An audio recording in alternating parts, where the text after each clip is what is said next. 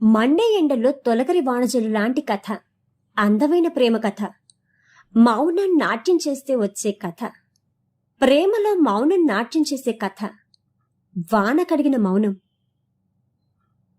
అవును, మీరు వినబోతున్న ఈ కథ 28 ఏప్రిల్ 2026న ఉషా నవరసాల అంతర్జాల వారపత్రికలో ప్రచురితమైన కథ.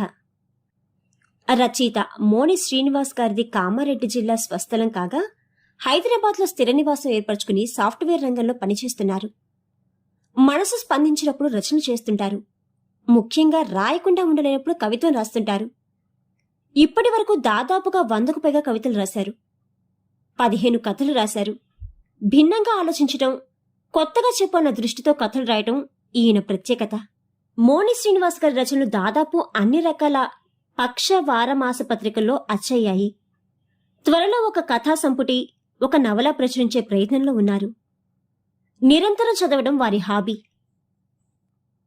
మనసును ప్రేమమయం చేసే వాన కడిగిన మౌనం. రచయిత మోని శ్రీనివాస్. స్వరం నాగమౌనిక. ఆ రోజంతా నా మనసెందుకో నిలకడలేని నిశ్శబ్దంలా ఉంది. అపార్ట్మెంట్లోని నా గదిలో కూర్చుని మనసులోని అలజడిని అక్షరాలుగా మార్చి కాగితం మీద పేర్చుకుంటున్నాను. అంతలోనే కిటికీ కట్టెలను ఉధృతంగా రెక్కలాడిస్తూ బయట పెరుగుతున్న గాలి వేగాన్ని నా గదిలోకి మోసుకురావడంతో ఆ హోరుకు నా ఆలోచనని ఒక్కసారిగా చెదిరిపోయాయి. రాస్తున్న కాగితాలు ఎగిరిపోకుండా వాటిపై వెయిట్ పెట్టి కిటికీలు మూసి నెమ్మదిగా బాల్కనీలోకి అడుగుపెట్టాను. బయట వాతావరణం అప్పటికే గంభీరంగా మారిపోయింది. ఆకాశం నల్లటి మేఘాల ముసుగు తగిలించుకోగా ఉరుముల మెరుపుల గర్జలకు దిగంతాలు ఉలిక్కి పడుతున్నాయి. ఆ మెరుపుల కాంతి చీకటిని చీల్చుకుంటూ నా గదిలోకి చొచ్చుకు వస్తోంది. ఆకాశంలో మెరుపు మెరిసిన ప్రతిసారి నా మనసులోనే ఒక తీపి నిరీక్షణ వెలుగుతోంది. అదే నీ జ్ఞాపకం. 3 ఏళ్ల కిందట 3వ అంతస్తులోని ఆ ఫ్లాట్లో నువ్వు అడుగుపెట్టినప్పటి నుండి మనిద్దరం మనుషులుగా పరిచయం లేకపోయినా మన చూపులు మాత్రం నిరంతరం పలకరించుకుంటూనే ఉన్నాయి. ఉదయం ఆఫీసు హడావిల్లో లిఫ్ట్ దగ్గర ఎదురైనప్పుడో, సాయంత్రం సెల్లార్లో నీ స్కూటీ పార్క్ చేస్తున్నప్పుడో మన కళ్ళు అనుకోకుండా కలుసుకునేవి. ఆ క్షణం ఏదో పలకరించాలని ఇరువురిలోనూ ఆరాటం ఉన్నా మన మధ్య మాటల వంతెన లేకపోయినా మనసుల మధ్య మాత్రం ఓ సన్నని అనుబంధం తొలిచూపులోనే అల్లుకుపోయింది. లిఫ్ట్ దగ్గర ఆ సెకను కాలపు చూపు, పార్కింగ్లో నీ స్కూటీ వెళ్తుంటే వచ్చే శబ్దం, ఇవేవి కావు మనల్ని కలిపేవి. బహుశా మనల్ని కలిపేది ఏదో అదృశ్య బంధం అయి ఉండొచ్చు. అది నింగికి నేలకు ఉన్న అందని అనుబంధమో, లేక వర్షం కోసం మయూరం పడే ఆరాటమో కావచ్చు. ఆ బంధం ప్రేమ అనే పేరులో బంధించలేనంత స్వచ్ఛంగా, అలాగని పరిచయాన్ని సరిపెట్టుకోలేనంత గాఢంగా ఉంది. అందుకే ఈ మేఘాల గర్జనలోనూ నా గుండె చప్పుడు నీ పేరునే పలవరిస్తోంది. నా జీవితంలో నీ ఉనికి ఒక అసంపూర్ణ కావ్యం. దానికి ముగింపు వలన లేదు, అలాగని వదిలేయలేను. ఈ గాలిలో నీ పరిమళం, ఆ ఉరుములలో నీ అడుగుల చప్పుడు, నా గదిలోకి తొంగి చూసే ఆ మెరుపు వెలుతురు, నీ పెదాలపై విరబూసే చిరునవ్వుల తోరణం, నిన్ను పలకరించే ధైర్యం లేక కాదు, ఈ మధురమైన మౌనాన్ని కోల్పోవడం ఇష్టం లేకని. నా అడుగులు నీ ముంగిట ఆగిపోతున్నాయి. నా ఏకాంతంలో నేను అక్షరబద్ధం చేసుకుంటున్న ఈ క్షణం లోకం చూడని ఒక వింత ప్రేమకు సాక్ష్యం. బహుశా కొన్ని అనుబంధాలకు పేర్లు ఉండవు. కేవలం ఈ తీపి నిరీక్షణలే వాటికి ప్రాణం పోస్తాయి. అదిగో చూస్తుండగానే టపటపా చినుకులు మొదలయ్యాయి. నా అంచనాను నిజం చేస్తూ 3వ అంతస్తు బాల్కనీలోకి తొలకరి చినుకుల తాకిడికి పురివిప్పిన మయూరంలా నీ ఆగమనం. నిన్ను అలా చూడగానే నా హృదయ వీణ తీగలు అప్రయత్నంగా ఆనందరాగాన్ని పలికిస్తున్నాయి. నీ లేత సుకుమారపు ముంజేతికి మెరుపులు అద్దిన ఆకుపచ్చని గాజులు సవ్వడి చేస్తుండగా నువ్వు చేతులు చాపి వర్షబిందువులను ఆహ్వానిస్తూ ఆ వాన ప్రవేశంలో మునిగిపోయి అలవాటుగా ఒకసారి పైన 6వ అంతస్తులో ఉన్న నా వైపు తలెత్తి చూశావు. ఆ క్షణం మన కళ్ల మధ్య జరిగిన సంభాషణ ఏ అక్షరాల్లోనూ ఇమడదు. ఆ వర్షం సాక్షిగా మన మౌనం ఏ లిపికి అందని ఒక అందమైన కావ్యాన్ని లిఖించింది. ఆ రోజు నాకు గుర్తుంది. అప్పుడే వెలిసిన వర్షంలో తడిసిన మట్టి పరిమళం గాల్లో ఇంకా పచ్చిగాని తేలియాడుతోంది. ఆ చల్లని గాలిని ఆస్వాదిస్తూ ఏదో పని మీద బయటకు వెళ్దామని లిఫ్ట్ బటన్ నొక్కాను. లిఫ్ట్ లోపల వెలుతురు కనిపిస్తోంది. తలుపులు నెమ్మదిగా పక్కకు జరిగాయి. లిఫ్ట్ గదిలో నువ్వు. ఒక్కసారిగా నా గుండె ఆగిపోయినంత పని అయ్యింది. ఆ ఇరుకైన గదిలోకి ఊహించిన విధంగా వెన్నెల వెల్లువలా నా సర్వస్వాన్ని ఆహ్వానిస్తూ నువ్వొకరు కనిపించావు. ఆ ఆకస్మిక నీ దర్శనానికి ఒక్క క్షణం నా కళ్ళు విస్మయంలో మునిగిపోయాయి. నా వంక చూసిన నీ కళ్ళు కూడా అలాగే నిశ్చలమైపోయాయి. బహుశా మన మౌన కావ్యం ఇలా లిఫ్ట్ గదిలో ముఖాముఖి ఎదురవుతుందని నువ్వు ఊహించి ఉండవేమో. ఒక్క క్షణం లిఫ్ట్ లోపలకు అడుగు పెట్టాలా వద్దా అన్న సంకోచంతో నేను ఒక్క అడుగు వెనక్కి వేయబోతుండగా నువ్వు సముద్రపు అలలా పక్కకు జరిగి నాకు చోటిచ్చావు. వసంతకాలపు తొలికిరణంలా నా కళ్ళల్లోకి చూస్తూ నువ్వు చిందించిన ఆ చిరునవ్వును అలాగే పదిలంగా నా గుండెలో దాచుకున్నాను. నీ నవ్వు నాలో ఉన్న సందిగ్ధాన్ని ఒక్కసారిగా తుడిచేసింది. ఆ నవ్వు నా హృదయ కాన్వాసుపై ఎప్పటికీ ఓ తడియారని తైలవర్ణ చిత్రమే. ఎన్నెన్నో జన్మల ఎడబాటుకు చర్మగీతంలో ఆ ఇరుకు గదిలో మణిత్రం. కేవలం నువ్వు నేను. అది కలో నిజమో అర్థం కాని సందిగ్ధం. నా చుట్టూ ఉన్న ప్రపంచమంతా మాయమై కేవలం నీ ఉనికి మాత్రమే మిగిలిన క్షణం అది. నిత్య సెల్లార్లోనో అపార్ట్మెంట్ కారిడార్లోనో దూరం నుంచే దాగుడు మూతలాడే మన చూపులు ఈ రోజు ఇంత దగ్గరగా ఎదురవుతాయని నేను అస్సలు ఊహించలేదు. లిఫ్ట్ తలుపులు మూసుకున్నాయి. ఒక్క క్షణం బయట ప్రపంచంతో సంబంధం తెగిపోయి ఆ ఇరుకైన గదిలో మన నిశ్శబ్దం గంభీరంగా పరిమళించింది. ఆ చిన్నపాటి ఏకాంతంలో నీ శ్వాస చప్పుడు నా హృదయ స్పందన తాకుతున్నట్లు అనిపించింది. నిజానికి ఆ లిఫ్ట్ గదిలో నీతో గడిపిన కొన్ని క్షణాలే కావచ్చు, కానీ అంత దగ్గరగా నీ ఊపిరి సవరిని వింటూ నీ సామీప్యాన్ని అనుభవిస్తున్న ఆ తరుణం నాకెన్నిన్ని జన్మల పుణ్యఫలమో అనిపించింది. ఆ క్షణం ఏదైనా అద్భుతం జరిగే కాలం అక్కడే నిశ్చలమై నిలిచిపోయి ఆ ఇరుకైన లోకంలో మనమిద్దరం మిగిలిపోవాలని నా మనసు ఆరాటపడింది. ఆ కొద్దిపాటి దూరంలోనే అనంతమైన కాలం నిక్షిప్తమై ఉన్నట్టు, నా సర్వస్వం నీ పరిమళంలోనే లీడమైపోతున్నట్టు ఒక అనిర్వచనీయమైన అనుభూతి. ఆ నిశ్శబ్దపు లోకంలోంచి మౌనతలను చీల్చుతూ ఏ ఫ్లోర్ అని నువ్వు అడిగావు. నీ పెదాల వెంట జాలివాడిన ఆ చిన్న మాట ఏదో మధుర వేణుగానంలో నా చెవులు తాకింది. ఆ క్షణం నీ కళ్ళలోని మెరుపు, నీ గొంతులోని ఆ మాధవం నన్ను మరేదో మాయాలోకంలోకి లాక్కెళ్ళాయి. అసలు నువ్వు నన్నేమడిగావో కూడా స్పృహకు రానంతగా నీ ఉనికిలో నేను మన్నించిపోయాను. నేను కేరవని సమాధానం చెప్పేలోపే నా తడబాటును పసిగట్టి నా బదులు కోసం ఎదురు చూడకుండానే నీలో నువ్వు ముసిముసిగా నవ్వుకున్నావు. ఆ నవ్వులో ఒక చిన్నపాటి అల్లరి, అంతకంటే ఎక్కువ ఆత్మీయత కలబోసిన అనిర్వచనీయమైన తీయదనం. నువ్వు వెళ్లాల్సిన 3వ అంతస్తు బటన్ నొక్కి ఆ వెంటనే నవ్వుతూ నేను వెళ్లాల్సిన 6వ అంతస్తు బటన్ కూడా నొక్కావు. నా గమ్యం నీకు ముందే తెలుసన్నట్టు. నా ఉనికిని నువ్వంతగా గుర్తుపెట్టుకున్నావన్న విషయం ఆ క్షణం నాలో ఒక మధురమైన అలజడిని రేపింది. ఒక రచయితగా అక్షరాలతో ఆడుకుంటూ నా కలంతో ప్రపంచాన్ని మెప్పించగల నేను ఆ క్షణం నీ కళ్ళలోని వెలుగుకి సరితూగే అక్షరాలను వెతుక్కోలేక పూర్తిగా మూగపోయాను. అవును, నీ చిరునవ్వు ముందు నా పదాలన్నీ నిశ్శబ్దంగా ఓడిపోయాయి. లిఫ్ట్ గదిలోని అద్దంలో నీ ప్రతిబింబాన్ని నేరుగా చూడలేక తడబాటుతో చూపుల్ని కిందకు మరచుకున్నాను. నిజానికి ఆ నిశ్శబ్దంలో సమయం అలాగే స్తంభించిపోతే బాగుండననిపించింది. కాని అంతలోనే 3వ అంతస్తు రానే వచ్చింది. మరో క్షణంలో ఈ ఇరుకు గదిలో నన్ను మళ్లీ నా మౌనపు ఒంటరితనంలోకి నెట్టేసి నువ్వు వెళ్ళిపోతావు. లిఫ్ట్ తలుపులు భారంగా తెరుచుకున్నాయి. నువ్వు వెళ్ళిపోతున్నావు. నువ్వు వెళ్తుంటే నా ప్రపంచం నా కళ్ళ ముందే జారిపోతున్నట్లు అనిపించింది.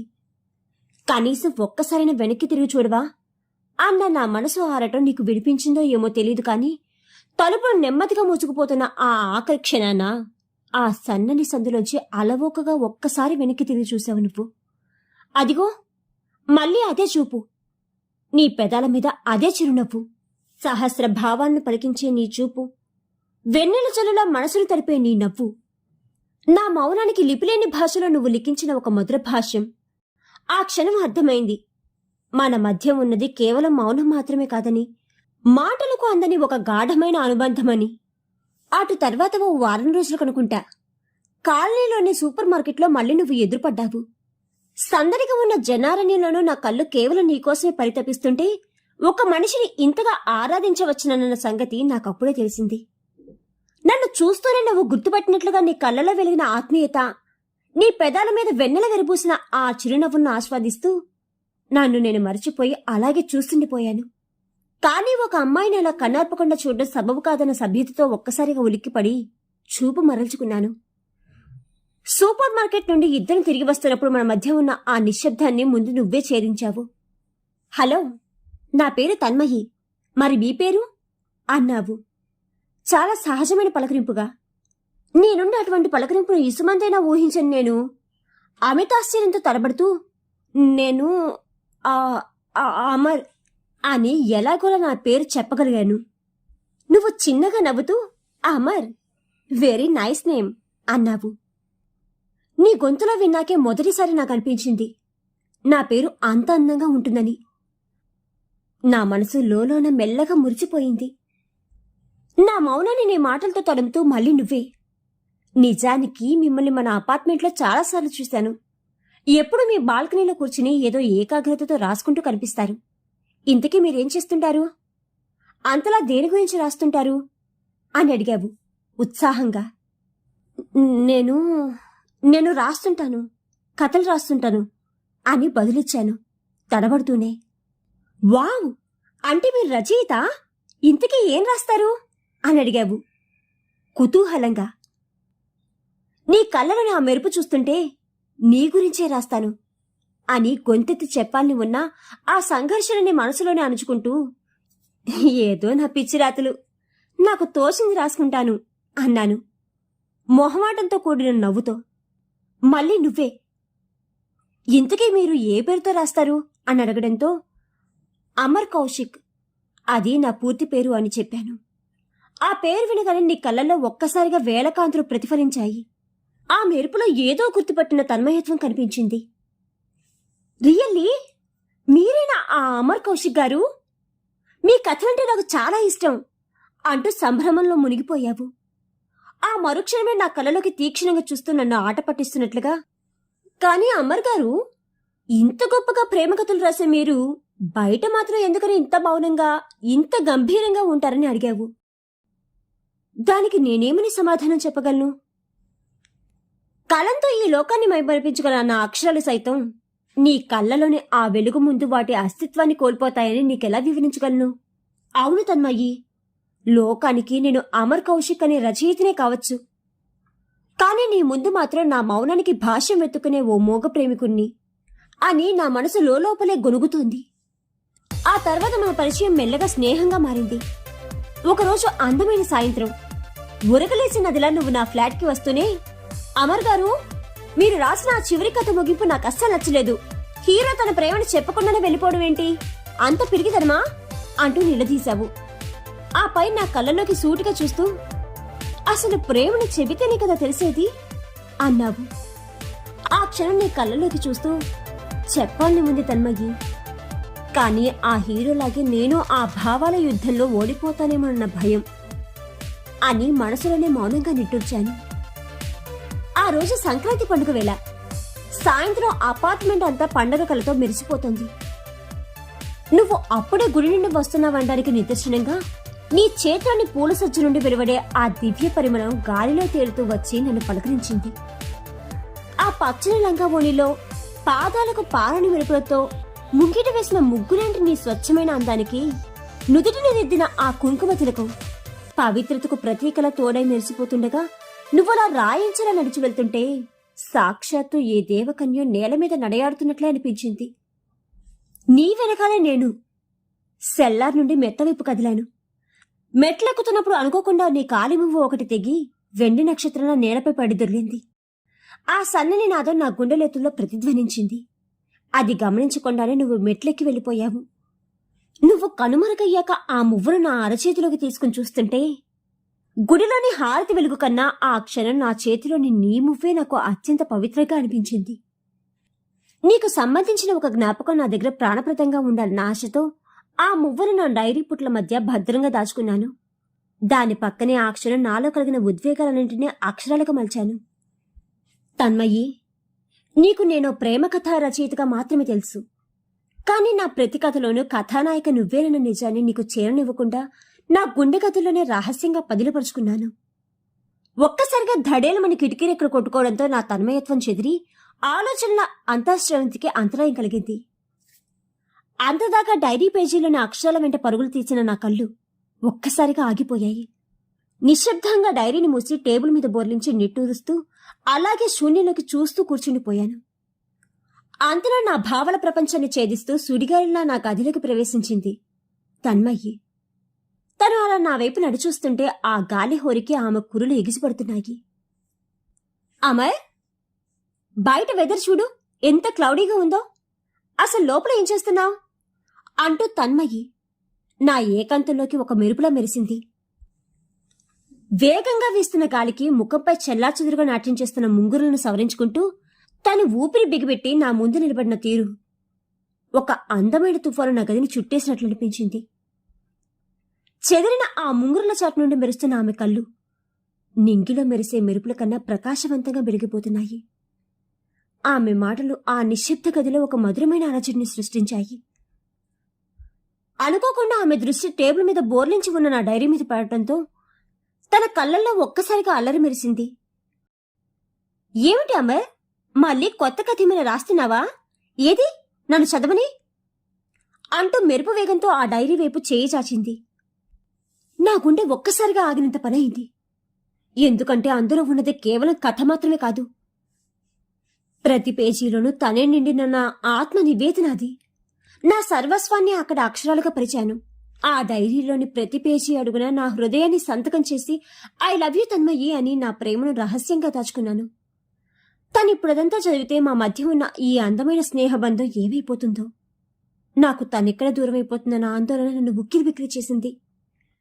వెంటనే తత్తరపాటుతో, వద్దు తన్మయ్యి, వద్దు, అదింకా పూర్తి కాలేదు అంటూ దాన్ని మూసేసి దాచాలన్న ప్రయత్నం చేశాను. కాని అప్పటికే తను అల్లరిగా ఆ డైరీని లాగేసుకుని పక్కకు చిరిగింది. నేను దాన్ని వెనక్కి తీసుకోవాలని చూస్తుంటే, లేదు అమర్, నువ్వు రాసే ప్రతి అక్షరం ఈ ప్రపంచం కన్నా ముందే అవును, నేను మాత్రమే చదవాలి అంటూ ఆ డైరీని తన గుండెలకు హత్తుకుని నాకు దొరకకుండా చిన్నపిల్లల అల్లరిగా నవ్వుతూ గదంతా పరుగులు తీసింది. చివరికి మెరుపు వేగంతో బయటకు పరిగెత్తి గది తలుపుకు గడియ వేసి రెప్పపాటు కాలంలో నా గదిలోనే నన్ను బందీని చేసింది.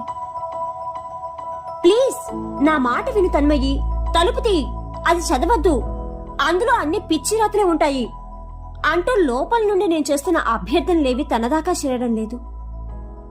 బయట వరండాలో తను నిశ్శబ్దంగా పేజీలు తిరిగిస్తోంది. గదిలోని నిశ్శబ్దం నా గుండె చప్పును నాకే వినిపించేలా చేస్తోంది.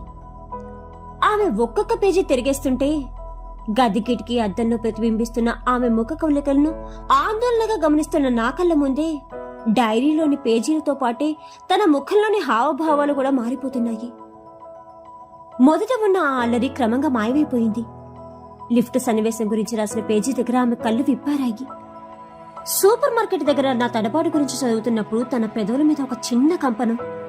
అది నవ్వో విస్మయమో నాకు అర్థం కాలేదు.